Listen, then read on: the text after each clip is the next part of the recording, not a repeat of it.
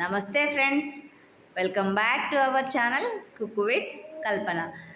ఇవాళ మనం తెల్ల గోంగూరతో పచ్చడి చేద్దామండి. తెల్ల గోంగూర, ఎర్ర గోంగూర రెండు ఉంటాయి కదండి. నేను ఇవాళ తెల్ల గోంగూర తీసుకున్నాను.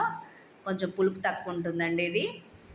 దానికి మనం ఎండుమిర్చి, ఉల్లిగడ్డలు, అలాగే ధనియాలు, జీలకర్ర తీసుకొని పక్కన పెట్టుకోవాలి. తర్వాత ఒక ప్యాన్ తీసుకొని ధనియాలు, జీలకర్ర వేయించుకోవాలి.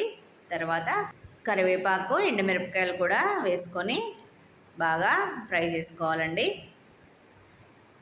ఇలా బాగా ఫ్రై అయిన తర్వాత తీసి పక్కన ఉంచుకోవాలి. మళ్ళీ అదే ప్యాన్లో మనం ఆనియన్ కట్ చేసి పెట్టుకున్నాం కదా, అది కూడా వేసుకొని బ్రౌన్ కలర్ వచ్చేంత వరకు వేయించుకోవాలండి.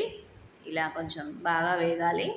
తర్వాత అదే ప్యాన్లో మనం కడిగి పెట్టుకున్నాం కదండి, గోంగూర వేసుకొని ఉడికించుకోవాలి. ఇది తెల్ల గోంగూర అండి. ఎర్ర గోంగూర అయితే కొంచెం తొందరగా ఉడుకుతుంది. ఇది ఉడకాలంటే కొంచెం దాంట్లో నీరు ఉంటుంది, అది సరిపోకపోతే కొన్ని వాటర్ పోసుకొని బాగా ఉడికించుకోవాలండి. ఇది ఉడికిన తర్వాత మనం వేయించి పెట్టుకున్నాం కదా మిరపకాయలు, ఎల్లిపాయలు అవన్నీ దాంట్లో కొంచెం సాల్ట్ వేసి మిక్సీ పట్టుకొని ఉంచుకోవాలి. తర్వాత గోంగూర కూడా వేసుకొని కొంచెం కచ్చా పచ్చాగా రుబ్బుకోవాలి. అలాగే గోంగూర తర్వాత ఆనియన్ వేసుకొని ఒక్కసారి ఇలా తిప్పితే కచ్చా పచ్చాగా ఉండాలండి. ఆనియన్ కూడా బాగా మెత్తగా కావద్దు, అక్కడక్కడ తగులుతుంటే బాగుంటుంది కదా. మిక్సీ పట్టిన తర్వాత మళ్ళీ ఒక ప్యాన్ తీసుకొని పోపెట్టుకోవాలండి.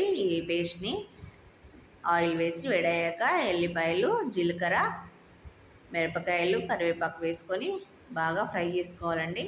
చూడండి, ఇలా బాగా ఫ్రై కావాలి. అలా ఫ్రై అయిన తర్వాత మనం మిక్సీ పెట్టుకున్న పేస్ట్ తీసుకొని దాంట్లో వేసుకొని బాగా ఉడికించాలండి ఆయిల్లో.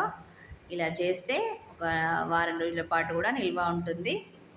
చూడండి ఎంత బాగుందో, చూడ్డానికే తినేయాలనిపిస్తుంది కదా.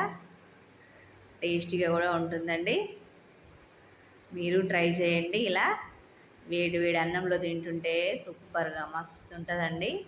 థ్యాంక్ యూ అండి. బాయ్.